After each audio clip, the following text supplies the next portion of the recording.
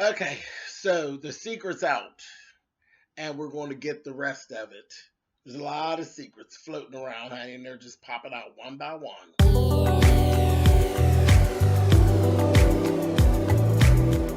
And I'm like, come on through, Cookie. I'm going up on my soapbox. That's basically it.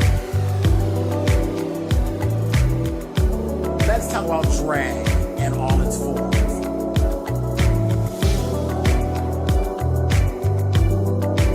What, Cookie?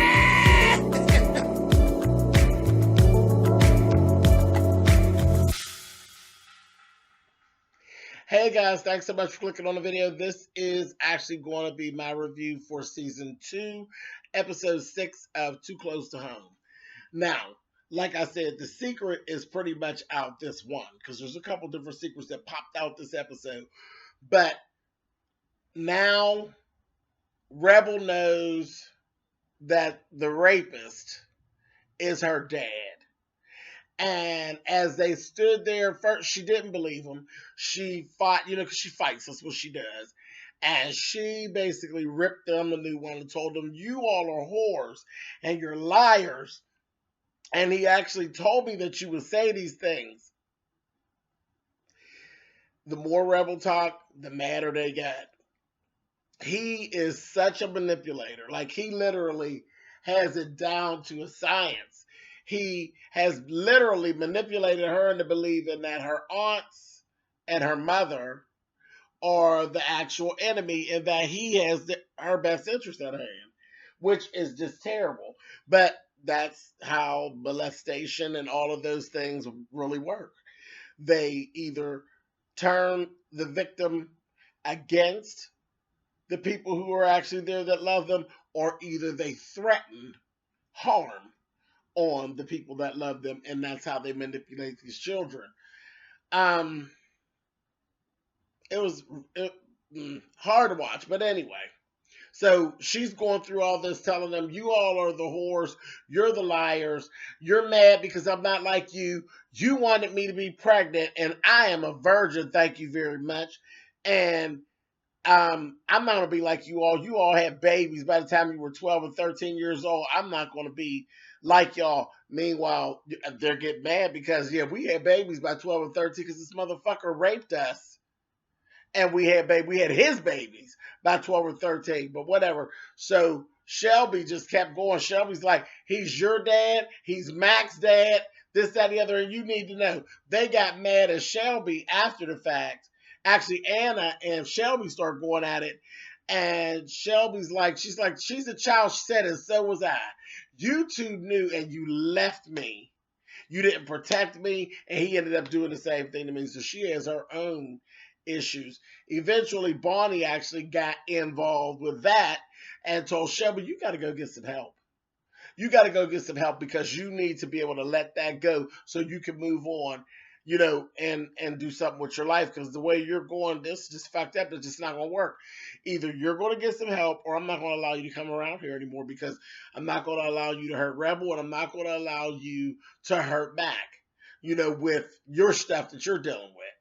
And I thought that was, there's two parts of it. It was kind of cold, but kind of necessary as well.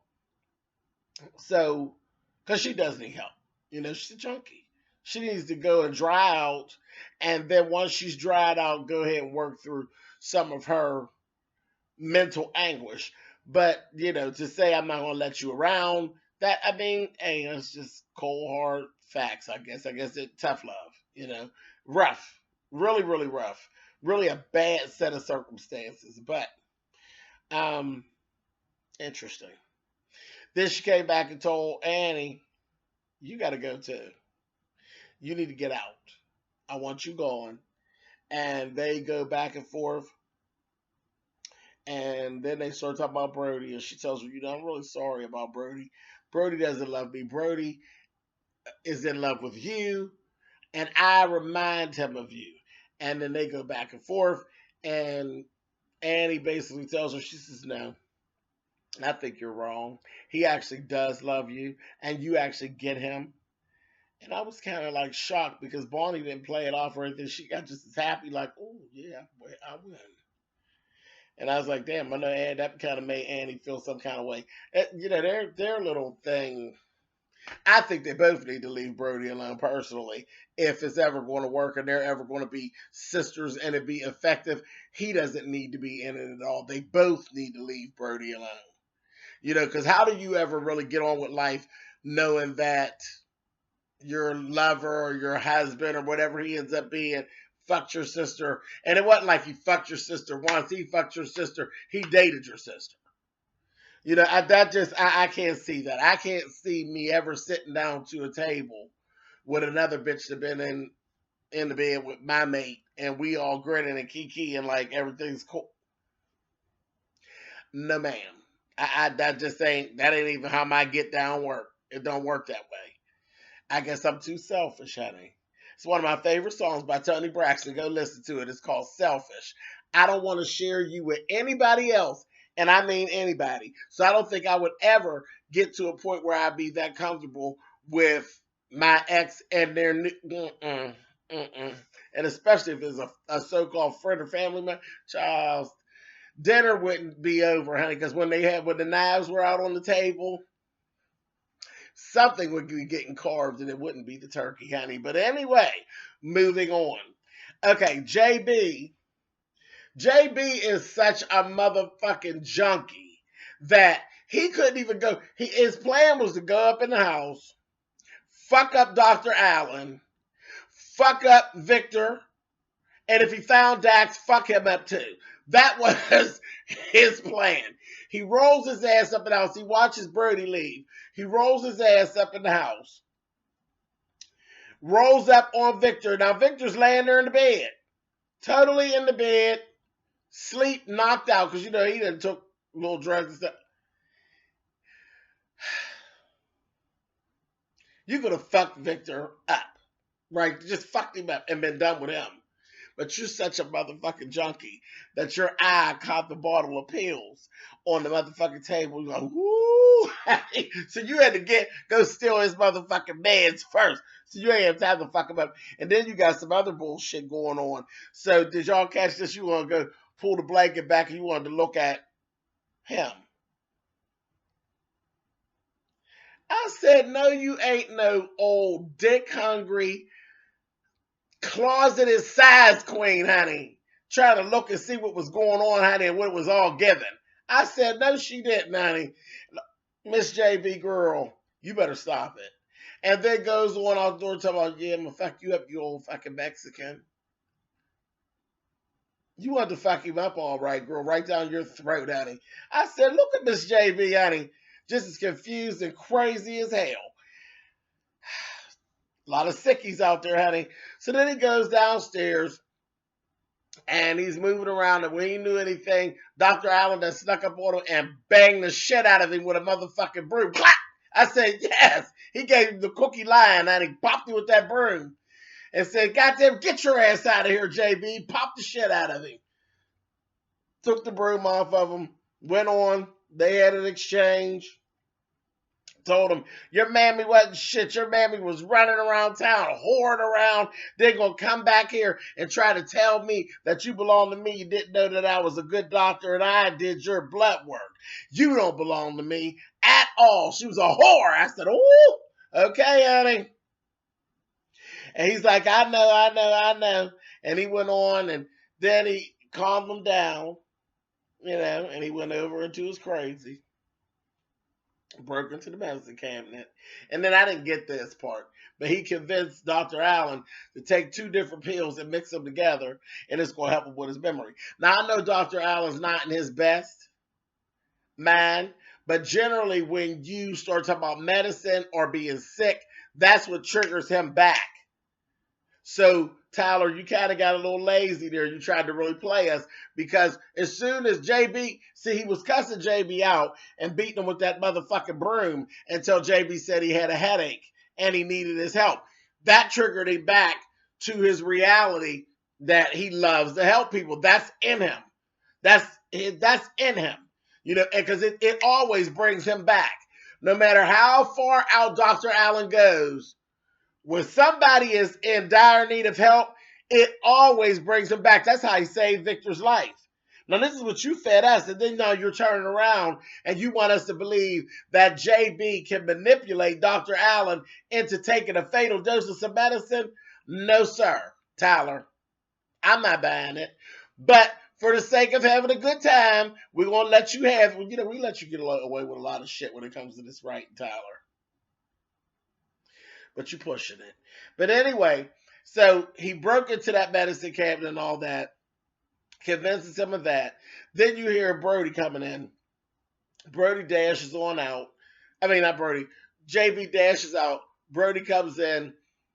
Dr. Allen's telling him, oh, I was in there talking to JB. He don't believe him. Then he looks over and says, how did you get into that medicine cabinet? Now, you know good and well Dr. Allen ain't broke that side of that medicine cabinet like that, Brody. Now, stop. Now, you big and dumb and goofy, but you ain't that big and dumb and goofy. But whatever. So he didn't even question that. Just didn't believe him. Told him, no, you ain't taking no pills. Them pills would kill you. You put them together. He said, no, but JP told me. I said, child, see, y'all get ready to make me mad. Y'all get ready to make me mad. Because he was too good of a doctor for you to try to convince him to take two pills that don't go together. Stop it. Stop that, Tyler. Now, you got away with it. I don't want to revisit that bullshit no more. Anyway, so Brody takes him and make him go take a nap. After that, we got Dax showing back up at the house, Dax and Valerie. They end up apologizing to Brody, and Brody's like, okay, and Valerie, she didn't blinking her eyes at him and told him, she said, well, what can I do to make it up to you? And he gonna tell, well, sit there and watch my dad for a minute. I gotta go make a run. So she's like, oh, okay, no problem. So she goes in, she's telling Dax, you're going in here, you're gonna make nice with Victor, and it is what it is. And of course, he's actually spoken to Caitlin as well. He spoke to the first lady. She got some bullshit running on her end and told him just pay attention because they're going to go into a sit down. And she said there's going to be more fireworks than the fucking 4th of July. Just hold on and wait and see what I got in store. I said, oh, here go this bitch and her bullshit. Anyway, so Valerie goes upstairs. Victor has actually gotten up, gotten dressed, and he's ready to try to get the fuck on out of there. So she ends up coming back down the steps because Victor was like, I'm not talking to him. Fuck him. I'm done with him. I have connections as well as he does. And my parents are back here. They're at immigration. Everything's fine. So fuck Dax. She went downstairs, told Dax, well, maybe we need to go ahead on and get on back to Washington. We get on up out of here. He like, wait a minute. Hold it. Hold it. You was up there for a long time, and then you come back down, and now you telling me like he don't want to talk to me. Really? So you know how he's one of them type of fags, honey. He's just so into himself. He goes flying upstairs, and then the two of them get into it. And now they're having a pissing contest back and forth for who got more connections. And Valerie's kind of just sitting there looking, and Dax just played his card. He basically, that's when Victor told Dax, yeah, I slept with this person, that person, that person, that person, and that person. So don't just be mad about that one senator. Be mad about I slept with all your friends. I have connections too. And he said, but that didn't seem to help your family. He said it did, because they're back. They're here. And he gonna say, he said, oh, really? Pulls his phone out, makes a phone call, and he's like, I hear they're back in the country. He says, they're in immigration. Oh, well, my friend standing here doesn't know the difference between immigration and being in the country. Turn them back around. So it's right back in order. They're getting thrown out of the country. So I'm like, oh, Lord. So that's what Dax was like. You don't know about me? You don't know how I get down? He gonna say, I'm always 2 steps ahead of you, bitch. They're going to say, andale, arriba. Let's get some goddamn tacos and some burritos. I said, oh, rude bastard. And went on out the door. And Valerie just standing there looking like, fuck. I said, girl, that's a mess. That is a mess. So let's switch over to the trailer park. Over at the trailer park, Nelson is trying to get some off of Regina. Regina is playing him to the left and saying, I need to go take a shower. He said, you just took a shower. She's like, no, I just want to take another one. I just want to get ready because I'm just trying to take it all in that you're actually here, because she never really took a shower. She owed her child. She know good and well, baby, when he go to pull them clothes back, honey, it's going to smell like Elm's bottom, honey. I said, oh, yuck, honey. So she got up and went on to the bathroom and everything like that. So in the meantime, Octavia actually went on over and talked to Frankie, and they basically, kind of buried the hatchet. She told her thank you and everything like that, and explained to her that her brother is a loose screw, that he's basically a snap out. She said he got one little switch on or off, and she said my brother would kill both of them. I'm telling you. She said I gave him 3 days to tell. I gave Virginia 3 days to tell my brother. And after that, I don't know. Said my brother was sending her all his money. I don't know what she does with the money because she doesn't even pay the rent. I don't know what she's doing with the money. And she's like, but Frankie's like, I don't know. You might need to tell your brother, honey, because this is just going to continue to get worse. Octavia's like, I'm telling you, he'll kill him. He'll kill them all. So Octavia, she's looking quite crazy. And Frankie's like, okay, I mean, I kind of understand. All right. So Octavia goes on off. Next thing you know, here comes Elm up on Frankie. And he was talking shit to her. And she came over there, she told him, I know about people like you. I see you. I know you got a wife. I know you cheat with her. You be fucking her in that van and in your house. Now get on out of here and go play with some kids. And then he went to say some other shit. She gonna say, are you threatening me? Are you threatening me? He's gonna say, yeah, what about? She gonna say, hey, look, let me tell you something. I'm a motherfucker when I'm crossed, and you wouldn't want to be threatening me. Trust me when I tell you. And she looked at him, looked him up and down, because he tried to play that game of, I know you probably lonely over here, like she wanted some of that dick too. Don't nobody want none of that old community dick. That shit worked on Octavia with her old hot fat ass. But Frankie was giving him, if you don't get the fuck on out of here, dirty Dick Sam. Child, next thing you know, he rolling out because Brody done pulled up. So Brody and him get talking. Brody tells him, I know what you're doing. And I'm going to talk to you about it. He's going to say, you about that? Come on, I ain't even trying to do all that. This and that.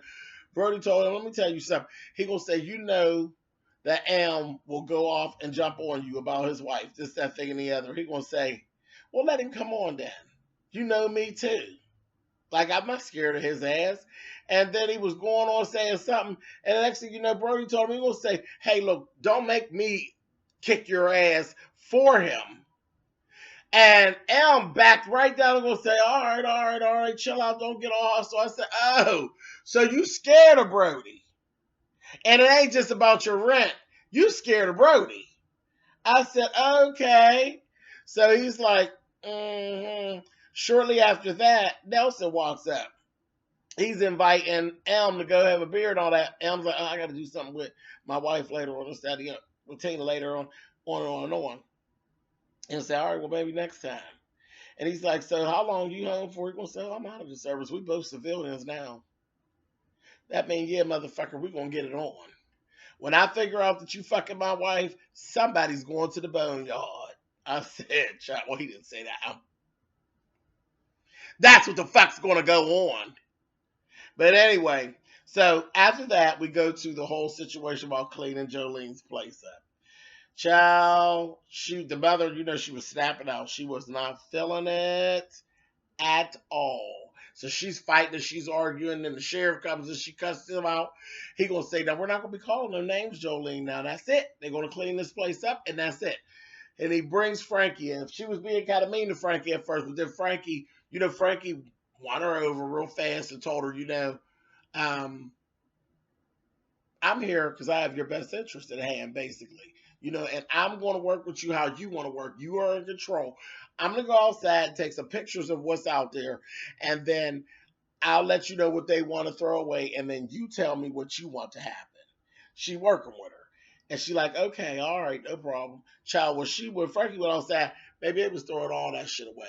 And Shelby had came in and told the mother, she going to say, oh, you tried to get me, but the shit backfired on you. Hell, we going to throw all this shit away. Clean this place up. I said, oh, she's a bitch. That Shelby's a bitch. So she go out there and there, she's sitting on top of the dumpster, and they were literally just, they had called some people from church, they come down, they were literally just taking her shit and really just throwing it in the dumpster. And Frankie's like, Sheriff Mobley, you can't do it like this.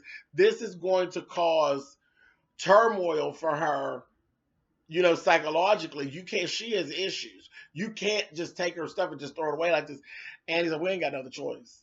We'll throw this shit away. Shelby's gonna say, oh, throw all that shit away. I said, Lord have mercy. Fuck her, throw it away. So she's like, she don't even know half this shit's out here. She says she knows. Shelby gets her ass down off the thing, says, give me my bat. Goes over there where her mom got the mirrors hanging and takes the mirrors and bashes them down. She'll say, now she don't know shit. Throw all that motherfucking shit away. I said, that Shelby is a bitch. You hear me? So Frankie was like, I'm telling you, this is not good. And they ain't listening to her. And I'm like, wow. Frankie literally is the only one that really has her best interest at hand. It's terrible. Back at the trailer, Rebel is on the phone. And she's like, I'm out of here. It's okay if I can stay, this, that, and the other.